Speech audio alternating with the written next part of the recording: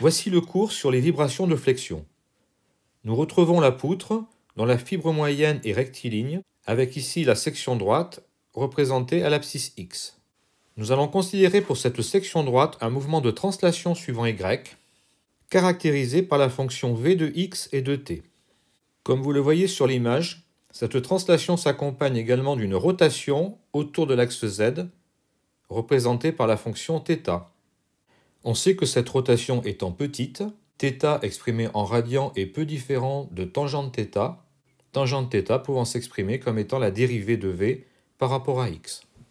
Cela a été vu en RDM, θ égale dV sur dx. La poutre travaillant ici en effort tranchant TY et en flexion MZ, nous allons isoler une tranche d'épaisseur dx et mettre en place des efforts qui s'exercent sur cette tranche. Commençons par les efforts exercés par l'amont sur la section d'abscisse X. Nous avons moins l'effort tranchant TY et moins le moment fléchissant MZ. Effectivement, l'effort tranchant TY est par définition la projection sur Y des forces exercées par l'aval, et le moment MZ est le moment mesuré suivant Z des forces appliquées en aval. Nous allons considérer maintenant les actions qui s'exercent sur la section d'abscisse X plus dx. Cette fois, il s'agit des forces exercées par l'aval. Nous aurons donc l'effort tranchant TY, mais comme nous sommes passés de l'abscisse X à l'abscisse X plus dx, eh bien TY a subi un accroissement. Cet accroissement est égal à la dérivée dTy sur dx multipliée par l'accroissement de x. Même chose pour le moment. Nous voyons apparaître le moment mz des forces exercées en aval, mais là aussi mz a subi un accroissement qui est égal à la dérivée dmz sur dx que multiplie l'accroissement de x. Nous allons appliquer le PFD à la tranche en commençant par la résultante dynamique. Si on désigne par ρ la masse volumique et S l'aire de la section droite, alors la masse de la tranche s'écrit ρs dx. Le déplacement est caractérisé par la fonction v. La vitesse est donc dv sur dt, l'accélération d2v sur dt carré. Cette résultante dynamique est égale à la résultante des actions s'exerçant suivant y. À gauche, moins ty, à droite, ty plus l'accroissement. Au bilan, il ne reste donc que l'accroissement, dty sur dx que multiplie dx. On peut simplifier par dx. On obtient donc ρs d2v sur dt carré égale dty sur dx. Envisageons maintenant l'équation de moment. Désignons par diz le moment d'inertie de la tranche autour de l'axe z. Le moment dynamique est donc égal à diz que multiplie la dérivée 2 fois de l'angle θ par rapport au temps. Écrivons maintenant le moment résultant au centre de la tranche en projection sur z. À gauche, nous avons moins mz, plus ty que multiplie le bras de levier dx sur 2. À droite, nous avons mz plus son accroissement, plus le moment de ty plus l'accroissement, avec un bras de levier dx sur 2 à nouveau. Il est admis que le terme diz que multiplie d2θ sur dt carré, qui caractérise les effets dynamiques de rotation, est négligeable devant les autres termes intervenant dans cette relation. Les termes moins mz plus mz s'éliminent. Le terme dty sur dx que multiplie dx multiplié par dx sur 2 est un infiniment petit d'ordre 2. On va donc le négliger. On peut ensuite simplifier par dx. On obtient donc au final ty sur 2 multiplié par 2 plus dmz sur dx égale 0. D'où l'expression que vous connaissez puisqu'elle a été vue en RDM, dmz sur dx égale moins ty. La dérivée du moment fléchissant est égale à moins l'effort tranchant. Il est normal qu'on retrouve la même expression qu'en statique, puisque nous avons négligé les effets dynamiques. Nous avons donc obtenu ρs d2v sur dt carré égale dty sur dx, puis dmz sur dx égale moins ty. Il nous manque une troisième relation pour obtenir au final une équation différentielle dans laquelle n'interviendra que la fonction v. Cette troisième relation, vous la connaissez, elle est issue du cours de RDM. Elle s'écrit mz égale eiz que multiplie d2v sur dx carré. C'est l'équation différentielle de la déformée en flexion. iz est le moment quadratique de la section droite mesurée autour de l'axe z.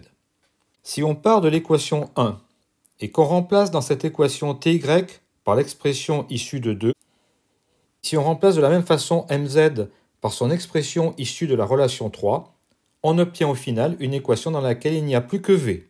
Rho S d2V sur dt carré égale moins EIZ d4V sur dx4. C'est l'équation différentielle du mouvement pour les vibrations de flexion. Nous avons donc obtenu l'équation différentielle du mouvement des poutres en flexion. Nous allons maintenant chercher à résoudre cette équation. Et pour cela, nous allons procéder de la même façon que pour les vibrations longitudinales, en cherchant une fonction v de x de t sous la forme d'un produit d'une fonction de x par une fonction du temps. La fonction de x, nous l'appellerons f de x, et la fonction du temps sera une fonction harmonique de type cos oméga t. Cela revient à se placer dans un mode, f de x représentant la forme du mode, comme nous l'avons déjà vu, et oméga, la pulsation de ce mode. Si nous injectons cette solution dans l'équation différentielle, le premier membre devient moins ρs f de x que multiplie oméga carré cos oméga t, puisque nous dérivons 2 fois par rapport au temps. Et le second membre prend la forme moins EIZ dérivé quatrième de f que multiplie cos oméga t, puisque nous dérivons ici 4 fois par rapport à x. Vous voyez qu'il est possible de simplifier par cos oméga t. Pour obtenir au final, dérivé quatrième de f moins ρ s oméga carré sur EIZ fois f égale 0. Nous désignerons par lambda 4 le terme ρ s oméga carré sur EIZ. La question est donc maintenant de résoudre l'équation différentielle, dérivé quatrième de f moins lambda 4 fois f égale 0. Lambda 4 prenant la forme ρ s oméga carré sur EIZ. Il faut donc trouver une fonction f de x qui est telle que, quand on la dérive 4 fois, on retombe sur la même fonction multipliée par un coefficient lambda 4. Nous connaissons 4 fonctions qui remplissent cette condition. La fonction cos lambda x, la fonction sinus lambda x, la fonction cosinus hyperbolique lambda x et la fonction sinus hyperbolique lambda x. Pour ces 4 fonctions, quand on les dérive 4 fois, on retombe sur la même fonction multipliée par lambda 4. On pourra ensuite choisir f de x comme étant une combinaison linéaire de ces 4 fonctions. On aura donc 4 coefficients a, b, c, d qui sont en fait nos 4 constantes d'intégration. Les fonctions cosinus et sinus sont bien connues. Rappelons-nous ce que représentent les fonctions cosinus hyperbolique et sinus hyperbolique. La fonction cosinus hyperbolique est une fonction paire qui prend la valeur 1 en 0. Et la règle de dérivation est la suivante. La dérivée de cosinus hyperbolique est égale à sinus hyperbolique. La fonction sinus hyperbolique est une fonction impaire qui prend la valeur 0 en 0. Et la règle de dérivation est la suivante. La dérivée de sinus hyperbolique est égale à cosinus hyperbolique. De plus, ces deux fonctions vérifient cosinus hyperbolique au carré moins sinus hyperbolique au carré égale 1. La suite des opérations va maintenant nous conduire à prendre en compte les conditions limites. Comme nous avons 4 constantes d'intégration, il faut trouver 4 conditions limites. La poutre ayant 2 extrémités, 2 conditions seront écrites en x égale 0 et 2 conditions seront écrites en x égale L si L représente la longueur de la poutre. Nous avons donc trouvé la forme de la fonction f de x et nous savons qu'il faut trouver 2 conditions à écrire pour chaque type de liaison. Nous allons envisager ici 3 situations. Petit a, un encastrement, petit b, un appui simple, petit c, une extrémité libre. Et pour chacune de ces situations, nous allons écrire les 2 conditions portant sur f. Commençons par l'encastrement petit a. Dans le cas d'un encastrement, on sait que le déplacement transverse v s'annule, ainsi que la rotation θ autour de l'axe z. v est égal à f cos oméga t, et donc égal à 0 quel que soit t. Cela conduit à f égale 0. On a vu que θ égale dv sur dx, donc égal à f' cos oméga t. Cette fonction s'annule quel que soit t. Donc on a la condition f' égale 0. Les 2 conditions qu'on rencontre donc dans le cas d'un encastrement sont f égale 0 et f' égale 0. Dans le cas petit b d'un appui simple, à nouveau la fonction v s'annule, ce qui conduit à f égale 0, mais il y a également le moment fléchissant qui s'annule. Au droit de l'appui, mz est égal à 0. Or, il a été vu que le moment fléchissant est proportionnel à la dérivée seconde de v. mz égale EIZ d2v sur dx2. On a donc EIZ f seconde que multiplie cos oméga t égale 0 quel que soit t, ce qui conduit à f seconde égale 0. Les 2 conditions dans le cas d'un appui simple sont f égale 0 et f seconde égale 0. Voyons pour terminer le cas petit c d'une extrémité libre. Dans le cas d'une extrémité libre, à nouveau, le moment fléchissant s'annule, ce qui conduit, on l'a vu, à f seconde égale 0. Mais il y a également l'effort tranchant qui s'annule. Or, on a vu que l'effort tranchant est égal à moins dmz sur dx. Autrement dit, l'effort tranchant est proportionnel à la dérivée troisième de v par rapport à x. Donc quand l'effort tranchant s'annule, cela conduit à écrire moins EIZ dérivée troisième de f que multiplie cos oméga t égale 0 quel que soit t, d'où dérivée troisième de f égale 0. Les deux conditions à écrire dans le cas d'une extrémité libre sont donc f seconde égale 0 et dérivée troisième de f égale 0. Il y a donc 6 combinaisons possibles: encastré-encastré, appuyé-appuyé, libre-libre, encastré-appuyé, encastré-libre et appuyé-libre. Pour poursuivre maintenant notre présentation, nous allons choisir un cas parmi ces 6 possibilités. Nous allons travailler sur le cas encastré-libre. La section x égale 0 étant encastrée, on écrira f de 0 égale 0 et f' de 0 égale 0. Et la section d'abscisse x égale L étant libre, on pourra poser dérivée seconde de f en x égale L égale 0 et dérivée troisième de f en x égale L égale 0. Voici les 4 conditions qu'on pourra exploiter dans ce cas. Ces 4 équations vont constituer un système dont les inconnus sont a, b, c et d, que l'on va écrire ici sous forme matricielle. Commençons par la première relation f de 0 égale 0. Elle devient 1 fois a plus 0 fois b plus 1 fois c plus 0 fois d égale 0. Si on envisage maintenant la deuxième relation, vous voyez qu'il faut dériver par rapport à x, ce qui va faire apparaître lambda en facteur dans chacun des termes. Comme le second membre est égal à 0, eh bien, on va simplifier par lambda. On obtient ainsi a que multiplie moins sinus 0, c'est-à-dire 0, plus b que multiplie cosinus 0, c'est-à-dire 1, plus c que multiplie sh0, c'est-à-dire 0, plus d que multiplie ch0, c'est-à-dire 1, égale 0. On va maintenant se placer à l'abscisse x égale L. Quand on dérive 2 fois f par rapport à x, lambda carré apparaît en facteur dans chaque terme et sera à nouveau simplifié. Cela donne au final moins cos lambda L fois a, moins sinus lambda L fois b, plus ch lambda L fois c, plus sh lambda L fois d égale 0. Il nous reste à écrire la quatrième relation.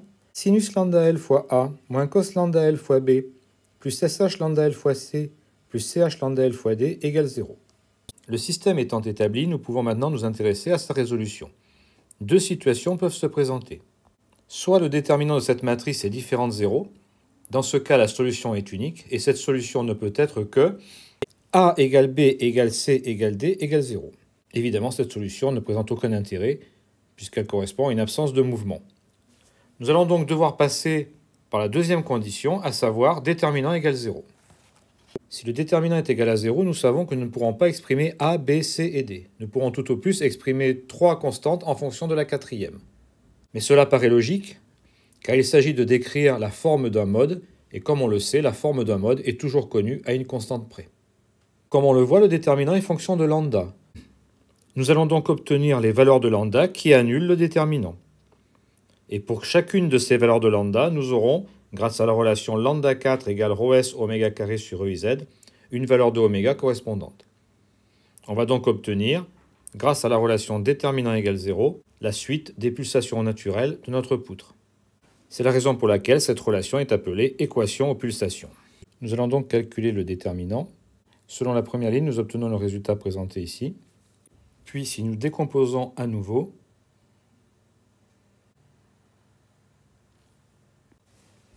nous obtenons au final 2 que multiplie 1 plus cos lambda L ch lambda L. L'annulation du déterminant conduit donc à la relation cosinus lambda L égale moins 1 sur ch lambda L. Nous allons chercher graphiquement la première racine de cette équation. Pour cela, traçons les fonctions cosinus lambda L d'une part, moins 1 sur ch lambda L d'autre part, de manière à faire apparaître la première racine. Nous voyons que les deux courbes se croisent pour la valeur lambda L égale 1,875. Nous avons donc identifié la première racine, lambda L égale 1,875. Si nous élevons chacun des membres de cette relation à la puissance 4, cela donne lambda 4 L4 égale 1,875 à la puissance 4, c'est-à-dire 1236. En remplaçant lambda 4 par son expression, ρs oméga carré sur EIZ, il devient possible d'exprimer la première pulsation propre au carré, oméga 1 carré égale 12,36 EIZ sur OSL4. C'est la première pulsation de la poutre encastrée libre en flexion. Voyez par cette méthode comment il est possible d'obtenir toutes les pulsations, quels que soient les types de liaisons imposés aux extrémités. C'est la fin de ce chapitre sur les vibrations de flexion.